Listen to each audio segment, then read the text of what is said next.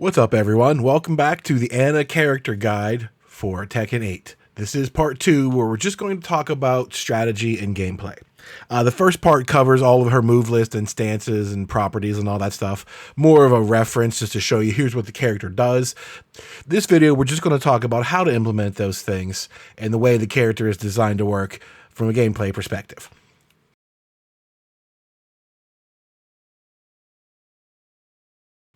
So Ana is a really crazy, frenetic mix-up character. She's got all kinds of different things and various rhythms and stuff all over the place. The goal is when she's standing still, you're still afraid of what she might do. Now, obviously, if you have like a huge life lead or your opponent's not retaliating or whatever, you don't have to go as crazy. But for the most part, to get to that point, your path to victory is to go ham sandwich. You do not concern yourself with the consequences. If something is minus 11, doesn't matter. You just go and play and do whatever your heart feels like. The crazier you play, the more it'll work. And yeah, sometimes you get punished, but the idea of this character is that she gets way more benefit out of the mind games and the rewards than she loses from tight defensive play. So you mostly want to be close in the range of little jabbies and pokes and stuff, and you really want to be crouching. She has a nasty full crouch game and a lot of moves that take her into that crouch to work from. So that's really where you want to be, is right up here in this little range where you can do the most damage, pokety. But out in mid-range isn't too bad. It's a nice little breather for Ana if you're like having trouble getting them open, you know, like they're just kind of blocking everything, they're making good reads. Hanging out for a little bit is not the worst thing. You have pretty good ways to get back in, and that's pretty much what you should do. You don't want to spend all day out here. You do not want to flip the tables and play a defensive game. You want to get back in and do your thing. So that should be your focus, is to stay out here, but out in the mid-range is not the worst place in the world. And most of this stems from your jab game. This little pokey stuff is really good, and that's what sets everything up. The whole concept is your jabs and your pokes, and you start throwing in some lows and little bits of lows. Then you go to stances, you cancel, and you mix things up. You just add layers and layers and layers to it. Then eventually they start ducking in the wrong place and they get launched by the mid, or they press a button in the wrong place and they get smashed by counter hits. So that's what you have to do, is to build up the layers of that offense, keep them guessing, which is, you know, key for every character, right? You don't want to ever be predictable. But this character gives you plenty of avenues to do so. A really strong trait that Ana has that sets that up. A lot of characters can play a mix-up game, but Ana has a ton of frame advantage moves. Lots of moves. I mean, everybody does now. There's lots of moves in this game that are plus on block, and Ana's got a good arsenal of things she can use. That all that does is limit their options, right? When person is negative on block, they shouldn't be pressing buttons on you. They should be thinking more defensively, and that plays right into your game. So all of that layers of offense, your pokes, your jabs into some lows, and the stances and the cancels, all that is magnified by having plus frames at all times, which really works well for this character. So that's the nature of your game plan in neutral, as well as her debuff property. Whenever she fires the 1-button projectile from Lovely Tom, you have a couple ways to do it. It applies that purple debuff. You can hear a sound crackling in the background. You wouldn't notice if the music is off. Their profile is raining purple and they glow purple. During this period, they take amplified chip damage. They take chip from everything.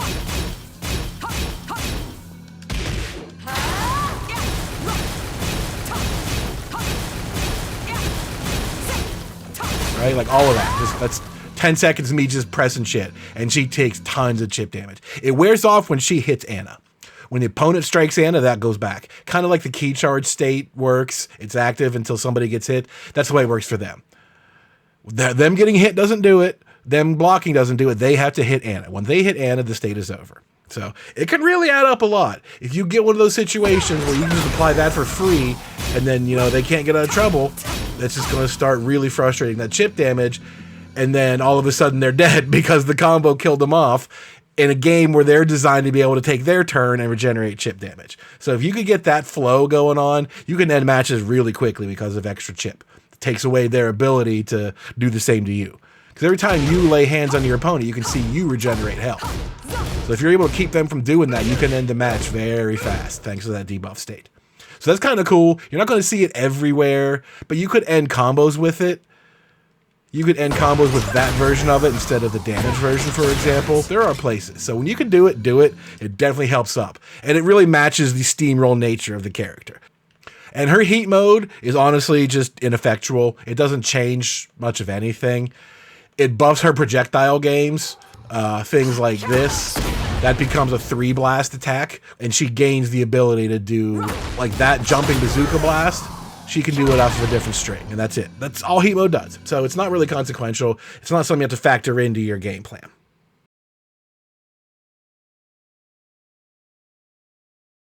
So that's the way you think about neutral. You get up close on them and you mix them up. What enables you to do that? How do you actually run offense and maintain pressure? And I mentioned all of the things that she does are amplified by frame advantage. So let's take a look at moves that have frame advantage on block. These are all things you're going to use a lot. They're all really, really good moves all around. First up is 1+2. This move is just all around fantastic. 16 frame, homing mid, it's +1 on block. +9 on hit, and on counter hit, you get guaranteed follow-ups for that. So right away, fantastic move. Just having that simple +1 keeps you in control most of the time. That +1, and there you go, right? You're mixing them up again. You're running your offense from there. Plus frames magnify all that. Down 2 is another good one. This is only +1, but this one forces crouch, which is also very helpful because it greatly limits their options. You can sidestep down into the screen now, which is awesome, but you still don't have access to most of your moves or whatever. You kind of have to stay playing defense when you get forced into crouch. Quarter circle forward 1. This is really good. Again, only +1 on block, but that's fine. You just throw those jabs and pokes. It really fits in the middle. It's so fast. Just being able to do, you know, pokey, and then bang, and maintain your plus frames. They're going to screw up somewhere in there. Forward 2 is really long range. This thing hits from downtown, but when they block it, it's +1. It's homing, and it's a high. So, like, this move isn't as useful up close, but why not? It's only 17 frames. It just really shines from further away. Further away is where it makes its impact, but up close, I don't see any reason not to use it either. It's very fast. Also homing in plus. Forward 4. Make her block real quick. That's also very good. +5 on block. The launcher on normal hit. It's not very tracky though. Like, that's going to get sidestepped if they're about that. You know, if you're in this sort of distance, you come in with them that. If they're willing to move sideways, you got to be careful. This is maybe not something you do when you are up close. That takes a little bit too long to get away with, and this is for further away. That's what makes it risky. Is from further away, it gets stepped very easily. But they will stop stepping because of that. So if they keep getting this at mid-range, they're going to stop sidestepping, and now they got to eat that, which is even more frame advantage, or it launches them. So the sidestep 3 forces them to crouch again. Comes with +4, +8 on hit. This move is just annoying. The fact that you can access it out of so many things and just bang. It's everywhere and it's +4 every time. You're just looping your offense, right? You're just going to get away with murder.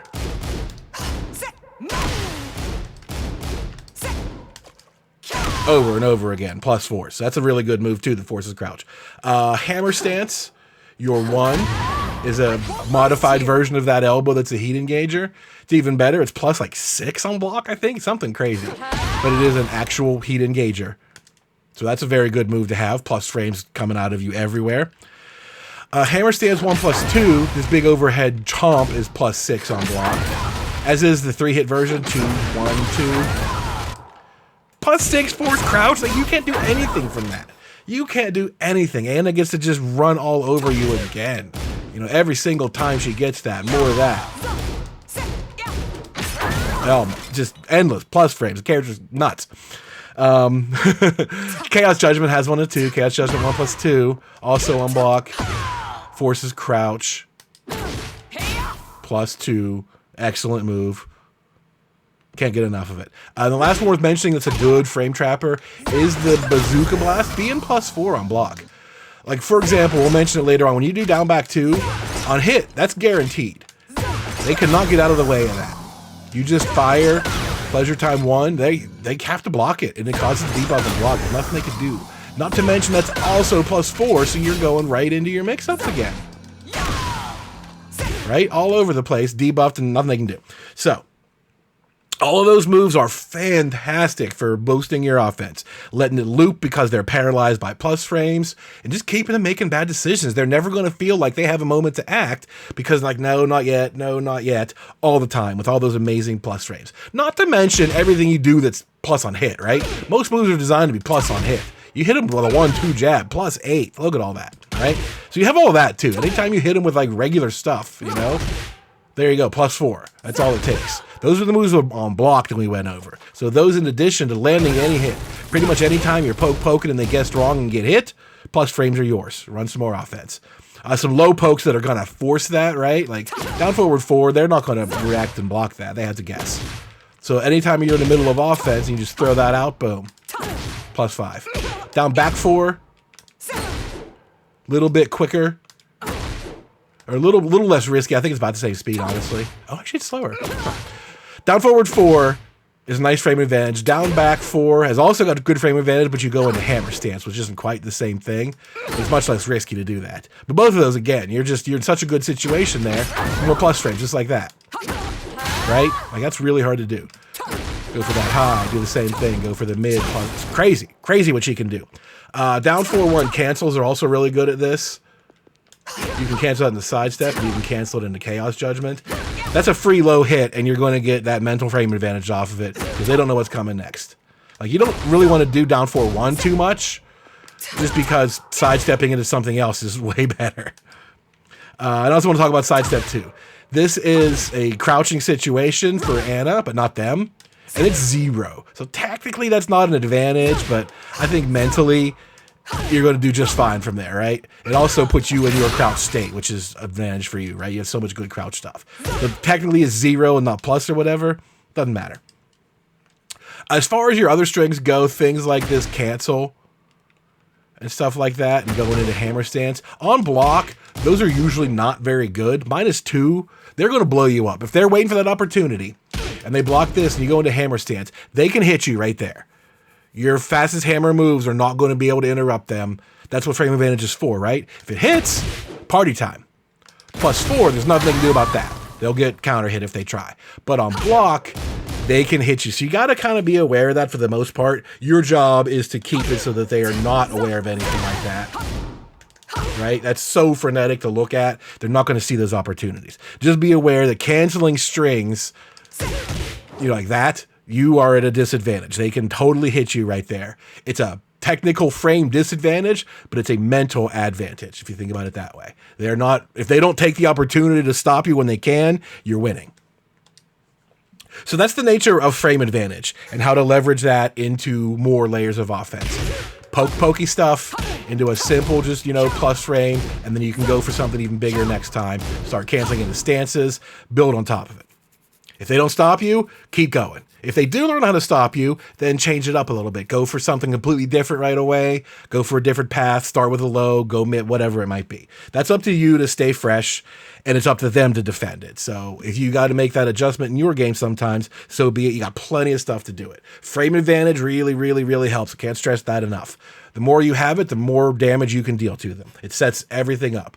So with all of that in mind, your strings, your cancels, your fakes, your pokes, your frame advantage, a lot of your offense can come from stances. Usually the end result is to get like the big launch or the knockdown or whatever it is. And the stances are actually good in the middle of offense to keep going. It's not always just go into stance, go for the mix up, and that's it.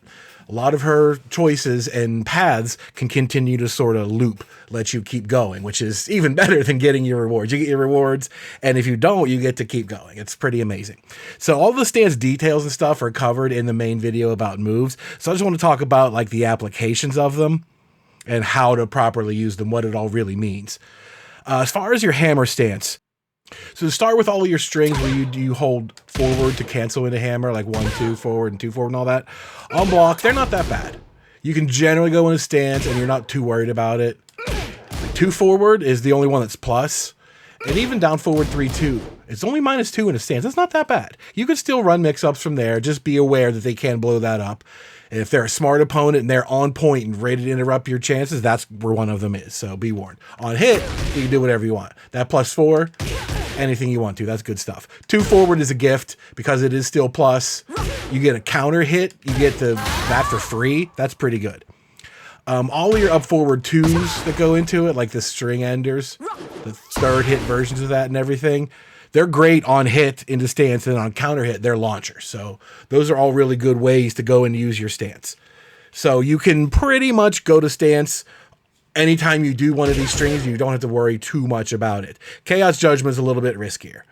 But in the ham stance, you basically have one key paradigm, and that's use your plus frames on block to keep going. So hammer 1 is a heat engager that's +6 on block, and 1 + 2 is the same thing. That's +6 on block. One's high and one's a mid. Not a big deal. They can step 1 + 2.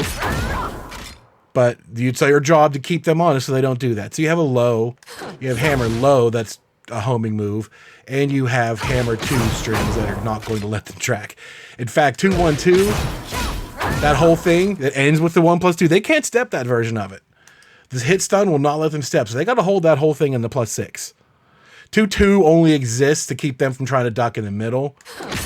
Ducking that high is your only way out, so you have 2-2 to check that. Not great, but all together it works really well. If they're having a hard time read, just go for your plus frames and continue. You go for this, and then boom, right back into it again. I might be forced crouch, but who cares?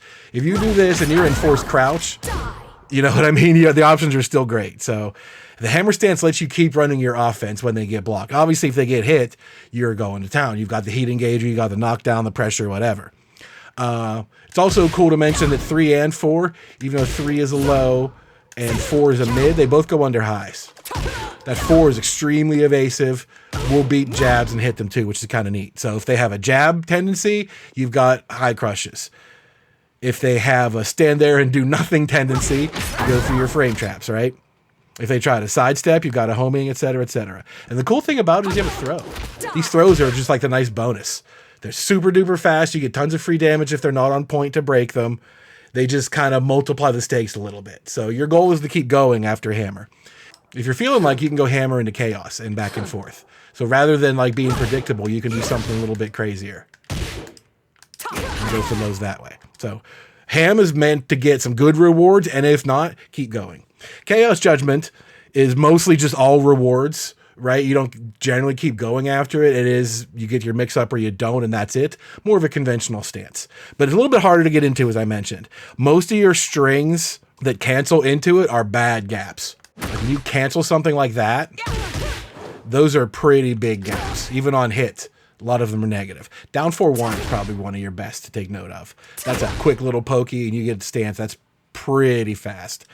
But a lot of them, you can't just get away with that. If you're poking and pressuring or whatever, that's a fairly large gap for them to give. So just be aware of that. Your punishers are your best. Your 2-3 on hit and your while standing 3, those are guaranteed ways into CGM. So you can kind of save it for that, right? Don't even bother with the risky versions if you don't want to. Just save for the moments when you get your 10 frame punish and there's your stance mix up. But that's not how Anna's play. Anna's play without risk, so as long as you don't do something too stupid, you got lots of ways. Forward 3+4 is a not very stupid way. On block it's 0, so you can still kind of defend yourself. On hit it's +9, on counter it's a launcher, right? So that's kind of the way it works. You get tons of rewards, and even if you're wrong, the risks aren't too bad. But Chaos Judgment generally has a little bit more risk baked into it. Not that bad. As far as what you do in the stance, it's a lot quicker, it seems like. Your responses are just bang, bang. The gaps are sealed up by going quickly. Like, when you do 1, for example, that's a fast move. That's 11 frames. 2-1, your heat engager is 10. So if you did something like forward 3+4, and that's 0, if you just did your 2-1 heat engager, it would trade with a jab. That's kind of a way to defend yourself, sort of, since you cannot block. You can't block or cancel chaos at all. So you have to do something. 1 is very fast as a counter hit follow-up. 1+2 isn't as fast, but also has a counter hit follow-up. You have 2 super fast heat engagers. 2-1 is a 10 frame high heat engager, and 3+4, 13 frame mid heat engager. So those are both very good and very fast. And you have 4, which is a power crush. That should stop them from interrupting you too many more times. Even in the best scenarios, if you could trade and get away with it, it's fine. But some are not great. You're going to find yourself a disadvantage, and even if you go for the 1, they can still bop you. It's not perfect, but you don't have to worry about that too much. Just kind of live on the edge, and you'll be fine for the most part. The power crush really backs you up in that situation. If the opponent is constantly on top of you, that's your way out. A couple other cool things, like a classic mid versus low. You have an up forward 4 mid launcher, and you have down 3-3, super annoying low. You can just live with those two all day, right? Make your opponent guess mid or low, and that's it. But you have all these other layers with all these other rewards that are excellent too. The down forward roll isn't super good in my opinion. If they try to jab you a lot, you could roll under those jabs, but your follow-ups are so slow. It takes forever for that to come out. The jab is long gone. So that's a gimmick more than anything. Your pleasure time stance is kind of hard to use offensively. It's more of just a reward for when you get hits. You have to hit with the strings to go into it. There's no raw way to go into it. Things like down back 2 on hit, and while standing 1-2, and then 1+2 and holding forward. That has to hit. Hold forward doesn't do it on block. If I hold forward, nothing happens. On hit, you hold forward. So all of those, once they hit and you automatically go into stance, you do get to apply the debuff for free. They can't step out of there in time. There's no way to avoid that. So the moves do not go into stance on block. They only go into stance on hit. But on hit, you get the debuff on block for free. On counter hit, you get plenty of stuff. Down back 2 lets you hit the shot guaranteed, not on block. So you get damage plus the debuff and all of that. But it's the only counter hit exception. The counter hit on down back 2, they knock over completely and they get shot. The stance itself is pretty much just projectile 1 or 2, right? 1 is the debuff and 2 doesn't do the debuff, but does more damage. And you also have a low. You have 4 just to keep them honest. It's like, oh, every time they go in, I can just stand there and block. It's not so bad. But you do have a 4. There is a low. And if you have the time, you can go into Chaos Judgment. You can press 3, cancel the Chaos Judgment, and do all of those options. So it can be a little wrinkle in your offense, but it's mostly just bonus. The moves that you're going to use, like down back 2, you're using a lot, and 1+2, you're using a lot. Those just get you extra rewards by going into that stance on hit. You kind of think of it that way. So those are your stances on offense. Hammer is a lot of there's rewards when you're ranked, and even if you're wrong, you can still run offense from it. Chaos Judgment has a lot better rewards, but it's kind of the end of the string. You don't get to keep going as much. So in order to keep you from abusing that, it's not as easy to get into. It's a little bit more selective, but the rewards are better. And pleasure time is just kind of like bonus damage, to be honest. A lot of these are much, much more useful in combos. Like Ham 2-2, you're not going to use that outside of combos. Pleasure Time 2, you're not going to use that outside of combos, right? That's pretty much all they do is their specific combo tool. In neutral, you got better options. So those are your stances in a quick little nutshell. Again, review the Google Doc and the first video to go over the details and nuances of all the moves that are in there. This is just kind of like a strategy summary, so to speak. So that's the bulk of your offense and how to leverage your pressure, your frame advantage into more offense and the paths you take. Do you go down this stance? Do you use this cancel? Do you hit them with that? It's all up to you, but they all do kind of fit a little pattern together. The more plus frames you have, the bigger thing you can go for. And that teaches you about your opponent. It teaches you whether or not they're jabby or if they're just ready to block. If they're just ready to block, start hitting the bigger lows. If they're ready to block and they make really good reads, then you might have to open up and take some bigger risks, something they might not have thought about. And if they are jabby, your goal is counter hits. There's tons of counter hits everywhere. We mentioned like Chaos Judgment 1 does it. 1+2 is a big counter hit. You know, they're everywhere, especially in the middle of your strings. Offensive counter hits are Anna's middle name. Her name is Anna Offensive Counter Hits Williams. She's got so many moves that used during offense get her counter hit rewards, which is kind of how I define that.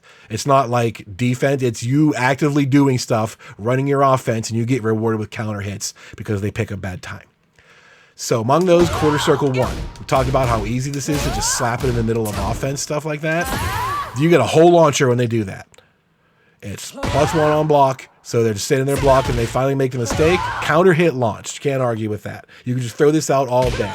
All in the middle of your pressure. Counter hit, quarter circle 1. Awesome. Up forward 2. This launches on counter hit. So you could just kind of do this all day. On block, it's safe, but at -8, it's the end of their turn. That's the least of your worries. Out of the 87 things we've talked about, that's like the only one where when it gets blocked, you don't get to keep going. But on hit, right, free offense and boom, counter hit, launcher. Not to mention all of the strings that include that. 1, 2, 2 is that same hit. Down, forward, 3, 2, 2. It's that same hit. That same up, forward, 2 animation. They all have the counter hit property. All get you the launch, etc. Forward, 3+4, we also mentioned. This launches on counter hit. It seems like it takes a minute, but that first hit is 15 frames. So you could definitely use this in the middle of all of your offensive shenanigans. Go for it, and that counter hit launches. That's a really good one to just pressure with. And then that shows up in a string form of down forward 3, 3 plus 4, those same little like lift kicks, and up forward 1, 3, 3 plus 4. That like can stuff that she does. They're all sort of similar in that they all, whenever that connects, it launches. Like that version is it'll launch. They're all launchers, but counter hit, you get tons of stuff out of it. Up forward 1, 3, that whole string is a counter hit launcher. When the up forward 1 lands as a counter hit, that whole thing is guaranteed. The middle hit is a counter hit. It's just counter hits everywhere, right? So those are some of your standouts. Up forward 2 is a really good one. Quarter circle forward 1 are really good ones. And then the flutter kick stuff is very excellent. On top of all of that, if you check out the mini combos tab in the Google Doc, this is covered in the move list video. All these like extensions, right? Things that you get on follow-up. Like that's a mini combo. I think of that as just forward 2 has a built-in extension. On hit, down forward 4 is free. Those are what I think of like a mini combo. There's just so many of these on counter hits. You throw these things in the middle of her doing stuff, it's ridiculous. There are 7, I believe, counter hits that give her a huge amount of hit stun. Things like Chaos Judgement 1, you get that guaranteed. 1 plus 2, you get a bazooka shot for free. Right? All these things are everywhere. Forward 1 plus 2, do it again on counter hit. That's one you're not going to use a lot, but like down forward 1, 2, 4, that's what I'm talking about. That counter hit in the middle of your strings, that's an offensive counter hit. You're used to doing this, right? You're going into stance. Like, oh, he goes into that and he does this all the time. And you just do 1, 2, 4. They're going to get bopped by that counter hit. You know, they want to keep challenging your Chaos Judgment. Boom, counter hit, free damage. So there are 7 of those that lead to hit stun. They're all the same, 14. So you get this counter hit, you can heat engage if you want to, right? That's guaranteed. There are 5 moves that get you a guaranteed spike. We talked about down plus 2. That's plus on block. You're going to use that all the time. Counter hit, boom, free stomp, 44 damage. Down forward 4, free stomp. All of those. There's 5 more of those that on counter hits. Just in the middle of you doing your thing, boom, counter hits. And then a lot of your stance transitions. You have a couple of interesting counter hits of moves that you're using to transition into stance. The down back 2, for example, you see now it flips them over completely. You used to be able to get the debuff for free on block. Now you can get it for free on hit, 36 damage. You can get the other projectile for free, 44 damage. So down back 2 lands as a counter hit. You get even more rewards.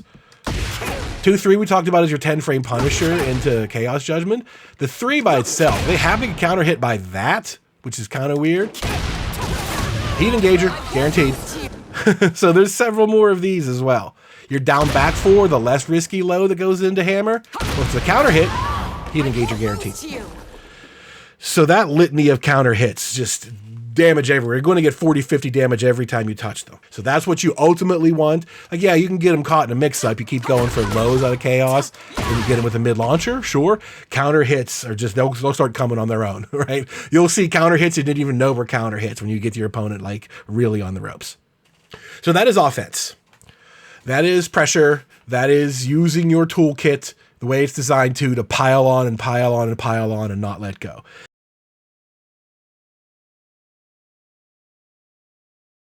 To play defense isn't necessarily a character-specific thing in Tekken, right? Like, playing defense is the matter of, you know, being stoic and just block. Don't panic, just block. Or do the opposite. Try to jab yourself out of trouble every time. You know, they're going to mash buttons. I know they're going to be negative at some point, and I'm going to catch them with a counter jab, right? It's a mindset more than anything. But I want to talk about what defensive tools the character does have so that you can better defend yourself. We talked about offensive counter hits are her middle name. Defensive counter hits are not quite as plentiful. And by that, I mean stuff that you use to just sort of like back yourself off. Magic 4 used to be the king of all of these. When they're pressuring you, you can just tab your Magic 4 and get a launcher, and it still can. She gets a whole combo off of that now, but you have to commit. Right, you get a whole 60-something damage combo, boom, off of an 11-frame Magic 4. Oh, I thought they took those out of the game. They did. You have to commit. That's a high string, and they can duck it. But if they are pressuring you and you're using this to defend themselves, the odds of them reading that and making the duck are pretty low. They were thinking about what is going to happen next, right? They're thinking about their next move. Oh, if this lands, I do that. If she blocks, I do this. The likelihood of them thinking about, oh, duck that in retaliation is very low. So I feel like that doesn't exist. If the risk is very low, that means there is no risk to the Ana player. So 4-2 is a defensive counter hit. You get a whole combo off of that. Up forward 1 qualifies as this too. This is not the fastest move, but like that has to go under some jabs, right? That's clearly got a ducky hitbox. That might just evade some running in jabs and counter hit them. It's worth a shot, right? It's safe if they don't. But quarter circle 1, definitely going to do that. When you get good at just snapping these off, bang, that's a really good way to defend yourself. Being able to get that to come out in 13 or 14 frames or whatever it is, that's a defensive counter hit if I ever saw one. 1+2, the 16 frame homing mid we talked about. 16 is kind of a lot. If they're pressuring you and like the gaps or whatever, that magic 4, that's your ticket. But otherwise, if there's like a stance, right? If they're going for like a big stance mix-up or something and you know it's not the tightest window, you could go for this, right? And you get all the rewards off of that too. That's a huge counter hit for you. 1+2 is great. And if you're wrong and they block, it's plus anyway. So 1+2 is the ultimate get off me tool. It's just not the fastest. If you need a fast tool to break their offense, Magic 4 is still a combo starter. So those are defensive counter hits. That's kind of all you need, right? You really just need like one to get off me and another one that's like the fastest move you have to just like shut it down. Defensively, evasion is a pretty good tactic a lot of times. Being able to go over lows or under highs is pretty effective. We talked about all these flutter kick combinations, forward, 3+4. Those are going to just completely jump over any and all lows. And it'll counter hit launch in the process. Excellent moves. That's a great string all around. I think it's shown up in every section so far. It is also a low crush. Up forward 3, the same we mentioned. The nice long range get off me tool, or a come back in and go at 'em tools, both. That beats lows. Up forward 3+4 has not been mentioned yet. I just like this move because it's so strange. It doesn't launch. It doesn't do anything. It's not even plus on block. It's slightly negative. It forces them to crouch. But like, crouch at -3, that's not that bad. I don't think they're going to realize that it's their turn after blocking this as often. I don't know, it's kind of weird. And I can sidestep this way now. It's awesome. So it's there to just kind of like be a random little move they weren't expecting, but that beats lows, right? If you happen to beat a low jab, hooray. And Chaos Judgment is the ultimate low evasion because it automatically parries them. If they do a low against that stance, she hop kicks them.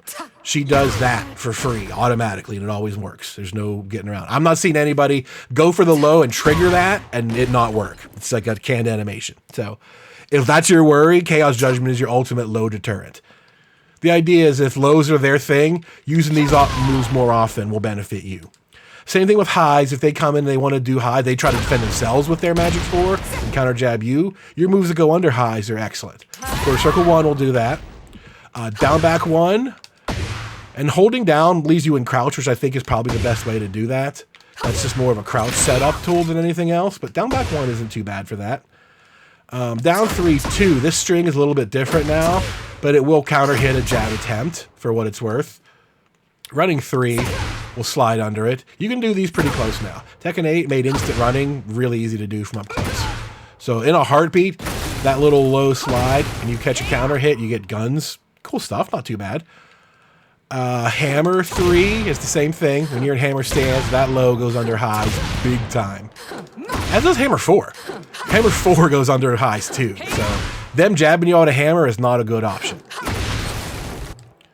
And Chaos Judgment, since it beats lows, it also beats highs if you want to roll. If you know they're going to do their high jabs, that's a decent option. Boom. I don't know.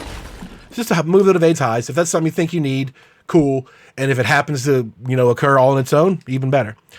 Sidestepping is one of your best forms of manual evasion, though. Sidestep is very good. Sidestep 2 is a very evasive low. This is going to stay under highs and to the side. Nice reward on counter hit.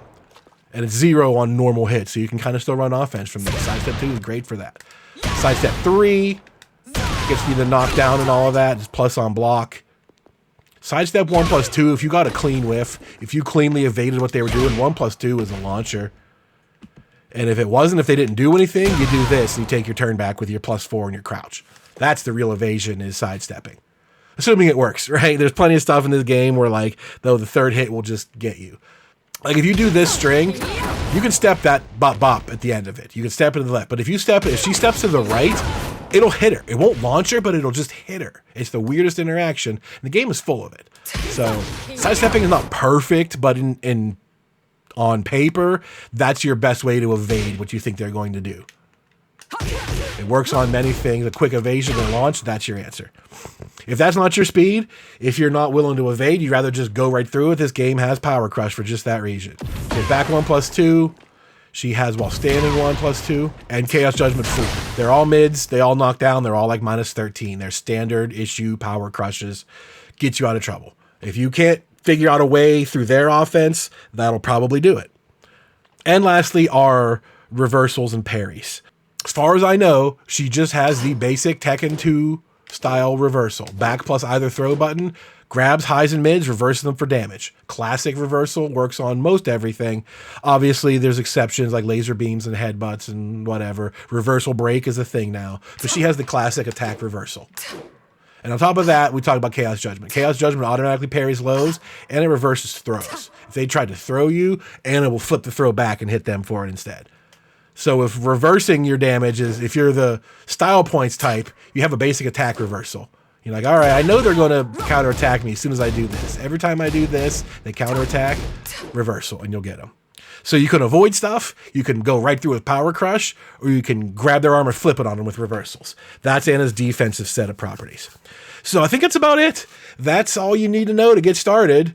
I could have done that in one sentence, is just do stuff. This is do stuff the character. The rewards are great. You don't have to worry about risks too much. So it's a style that benefits playing crazy, and her toolkit and her plus frames and her lows really just amplify all that so much. She's such a good party animal character. She might be actually really good in the game. I don't see any basic weaknesses. The speed is there. The punishment is there. The movement and range is there. She could turn out to be really, really good because no one is going to think clearly at all times. Everyone's going to make mistakes, and Anna players know that, and Anna players party based on that fact, and they get results. Right? I don't care if you might get it right. I know you're not going to get it right every time. So that's going to do it for this one. The other two videos, the move set and the combos, they are linked in the description down below, along with the Google Doc, which I highly, highly recommend checking out. All the notes and stuff is in there. So that should entertain you for a little while until the next couple videos come out in the future. So click the subscribe and the notify and all that stuff to get alerts for when those come out. And I will see you there. Later.